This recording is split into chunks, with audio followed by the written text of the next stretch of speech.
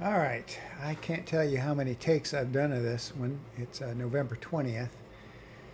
Some of these videos are so fast, like the one on Are You Still Upset About the Election yesterday was so much fun, and it just popped out and it was done. This one I think is the most complex. I hope I'm simplifying it. If it's not simplified, it's because it's not simplified in my own mind, but this has been percolating my whole life.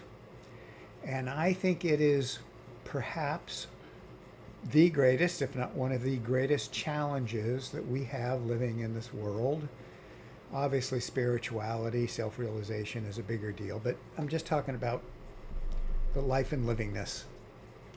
And I'm going to call this the universal challenge difficult people. I should say, dealing with difficult people. And I'm going to be addressing this from the viewpoint of the religions of India. I'm going to give you a bunch of quotes. I think it's a very different look than maybe a lot of the books or the psychologists might say. Not to say those aren't right. I'm just saying that this is a different look.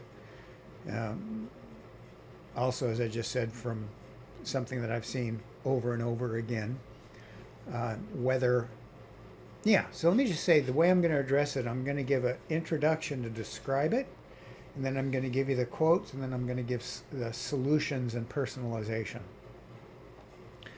So,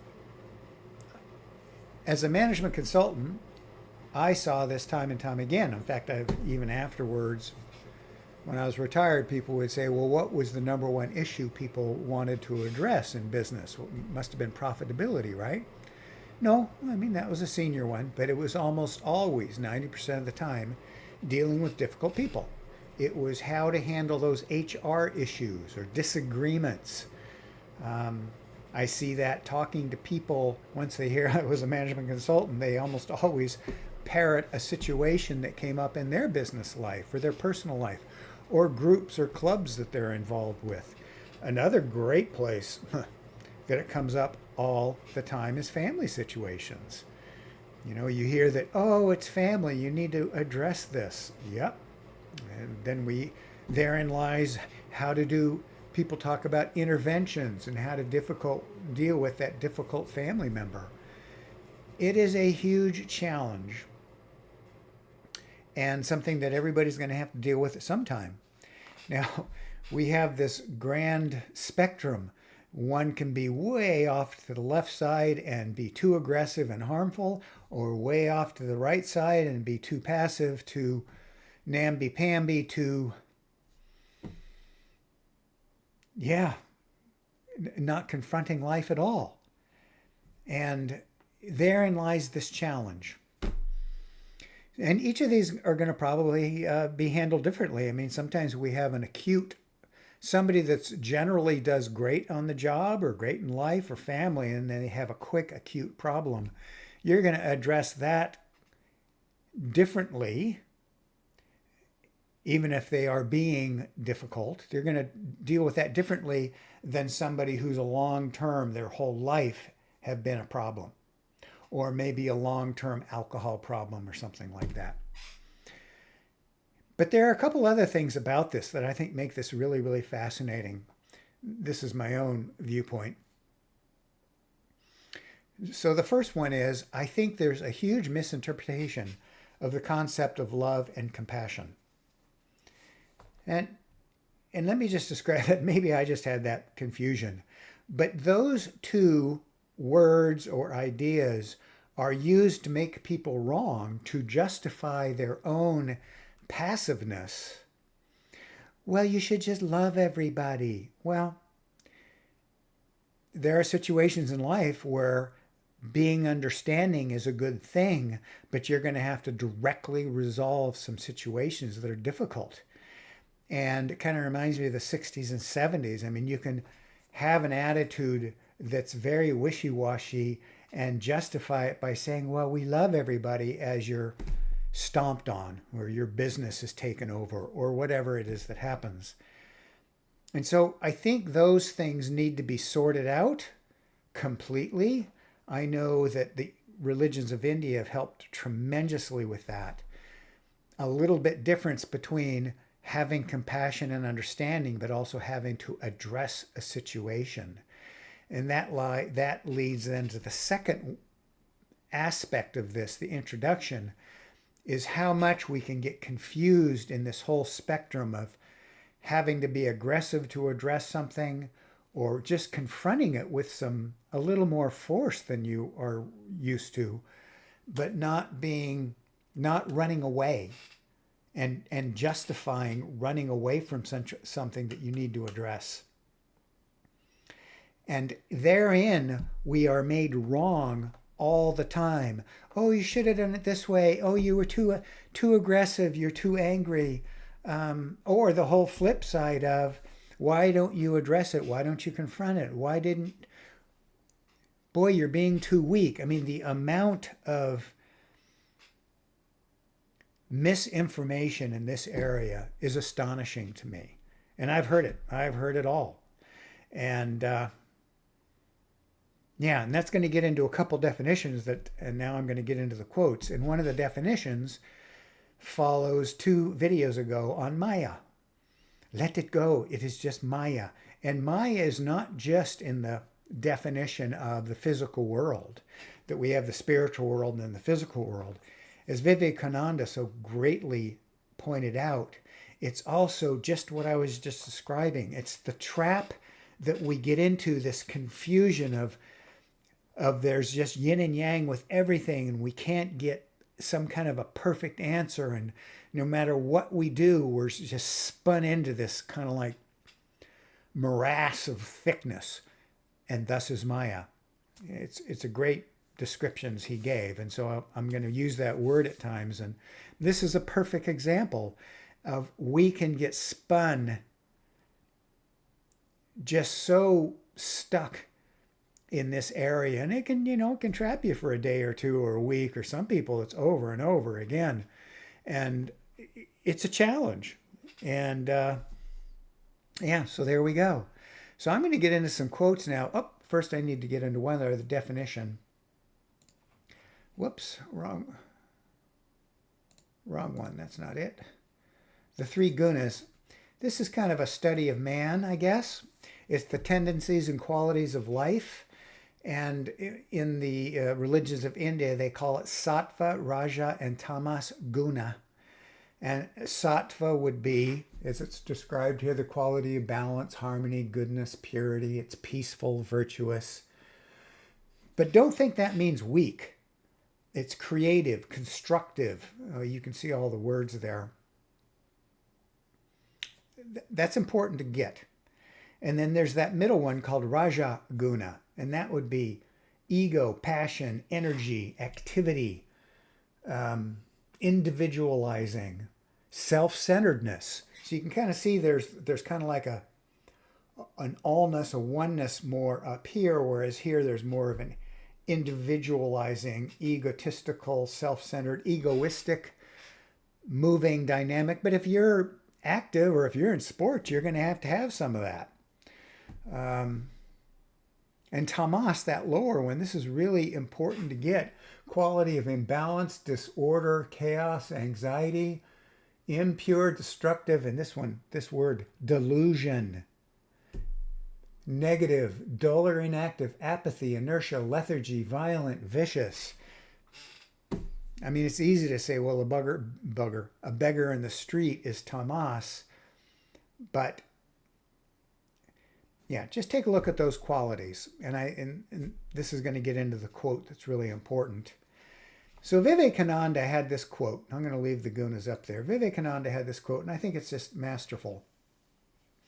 And in it, it's on chapter 2 of his viewpoint on the Bhagavad Gita. And the Bhagavad Gita has the great general Arjuna preparing for war, and Krishna advising. And as he recognizes some family members and friends in the army across from him that he's going to have to fight, he's usually sattvic in nature, and he starts to justify not being a general, not going to war. And he gets reprimanded basically because he slips into tamas. He becomes, in essence, delusional. He doesn't see the truth in what's occurring. And this is very important. And so here's Vivekananda, Swami Vivekananda. The nature of a man of sattva guna is that he is equally calm in all situations in life, whether prosperity or adversity. And so the great general was losing that. Many people think they are sattvic by nature, but they are really nothing but tamas. Boy, that I needed to hear. Maybe you don't, but I needed to hear that because especially the 60s and 70s, that whole, gosh, you're not being here now, you're not being love, when you're trying to address something difficult. Maybe I wasn't. And boy, I'm not trying to say I handled everything correctly. I'm just saying this whole Maya confusion, boy, it's like the biggest dark hole and dark mass, or was. So he describes this. For all of us in this world, life is a continuous fight. Many a time comes when we want to interpret our weakness and cowardice as forgiveness and renunciation. So I believe this was describing the General Arjuna. He's renunciating, oh, I just want to be one and loving and caring, and that's the path of India. And he got reprimanded by the great Lord Krishna.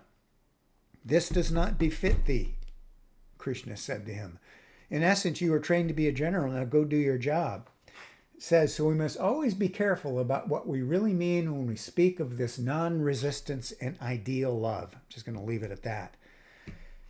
I think it's really interesting, and that gets back into this, we've misinterpreted ideal love and what's really oneness and ideal love from a sattva viewpoint as opposed a tamas viewpoint. And I think those are used to make people wrong. A lot of times those that are tamas use incorrect evaluations of love and compassion to make people wrong.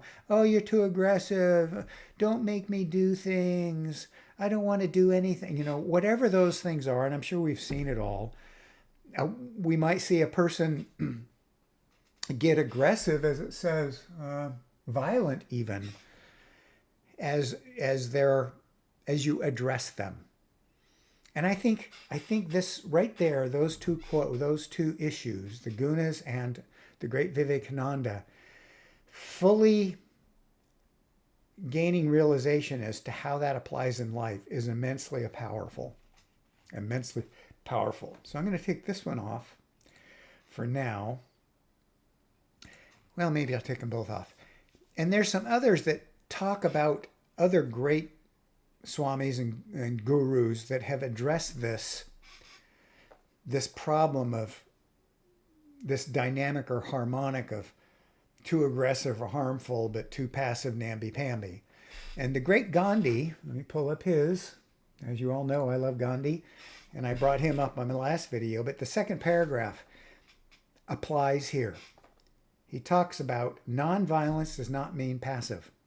He was being asked a question by a bunch of attorneys thinking that he was passive. And he said, no, I preach nonviolence. I'm not being passive. He says, I always resist and fight injustice. I mean, this guy resisted and fought the whole British Empire, for crying out loud. But he did it with nonviolence. I think that's fascinating. That doesn't mean you should do that. Doesn't mean I should do that. That was his path. But again, that whole confusion of how to, again, passive. Yeah, it's just that whole Maya confusion. The question is, do you fight to harm or fight to change? And I think this is really interesting because we have to get beyond the emotion that would create violence or harm and actually be able to sit back and address it in a sane way. Let's just leave it at that. So I think that's really good. And he's bringing up the exact same issue. Ramakrishna, and I wish I could find this quote, but there is this, in his book, The Gospel of Ramakrishna, he talks about being a monk or a householder. Householders got to deal with things differently. And if he tries to, quote unquote, love everything, this is my paraphrasing, he could really get wishy-washy, namby-pamby, get walked over. So he's going to have to address things, and there's many stories of that, of people having to address things legally. The founder or the person that financed the great temple of Dakshineshwar had many legal situations they had to confront and resolve. And that's going to be very difficult, I would anticipate. Ramakrishna also talked about the snake and this poisonous snake wanting to gain self-realization, and so renunciated harm and aggression. But consequently, the villager stomped and stomped and stomped him. And the guru later came back and said, well, I didn't say don't hiss. I said don't harm, but sometimes you still have to hiss. I think that's an incredibly powerful story. And again, back to this whole dilemma, this whole Maya situation of dealing with difficult people. Yeah.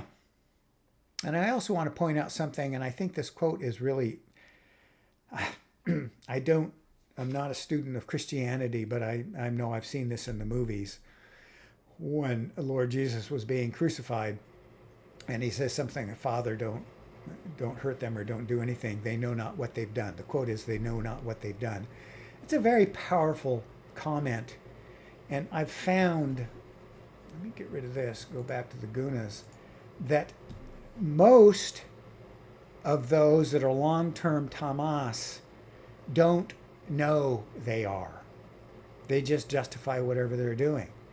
And we have to have, I think that is where we can have compassion and understanding.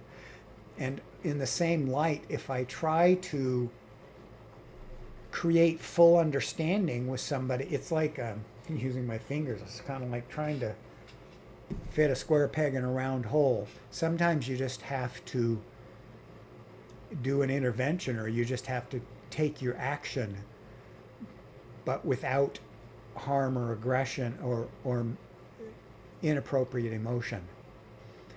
So, but I like that quote, they know not what they've done. I have an old friend, and I'll never forget it because it was one of the most powerful. He was just helping me in this whole area many, many years ago. And he said, you know, Jim, if you try to understand crazy, you'll go crazy.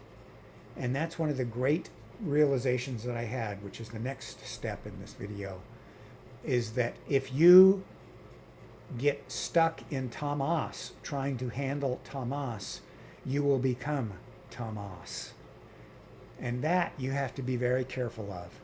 And I have done that too many times. It's very uncomfortable. And you don't want to, that's basically saying you are stuck in the Maya, in the confusion. And if that's what you're thinking about and you're trying to gain understanding of it, you will become it. And that's the discomfort.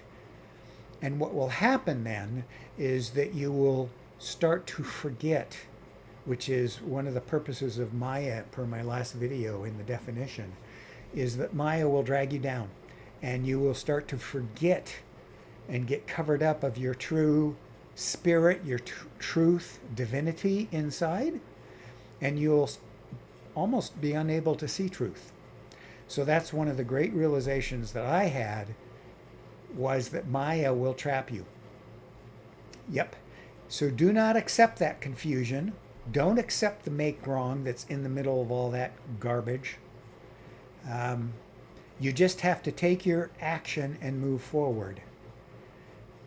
Yeah. Same time, if you're in it, you might become namby-pamby and you won't address and confront situations you need to.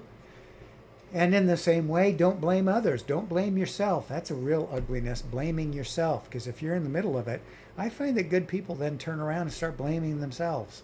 That's not good. So I have a little bit of a conclusion here. Difficult people. There it is.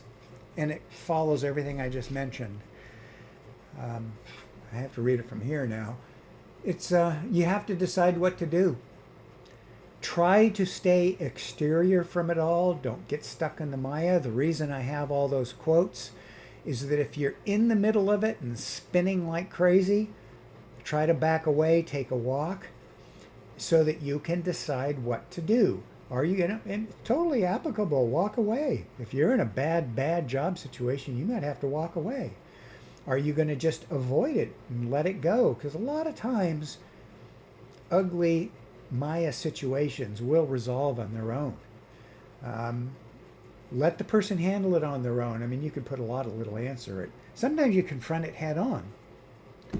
Number two, keep inappropriate emotion out of your decision making and your handling. That's very important. I think I've described that enough. Three, is the situation acute or more a long-term tamas problem? I've also described that one. Look, if you have an employee that just has a short-term problem, short-term situation, I would suggest be more sattva and be more understanding, and it'll resolve very quickly. But if you have somebody, let's say, long-term alcoholic, you might start with a lot of understanding, and hopefully the person will start to address it and gain understanding. But you might have to take more aggressive action. I'm not going to say what that might be, but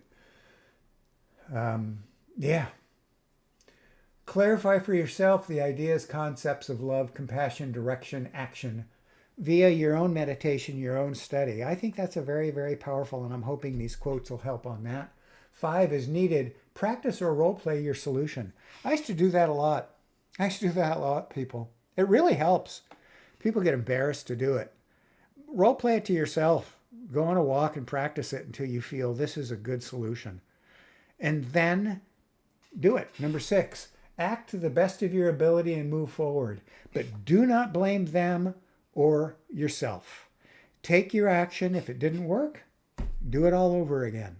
And there might come a point where you go, I've got to let this one go. Because maybe the whole thing just spins you in so much that you've got to just let it go. But I think I might do a new video on this next week. But I think this is a good new perspective. And it's a new perspective that I just recently gained. And it's basically or mainly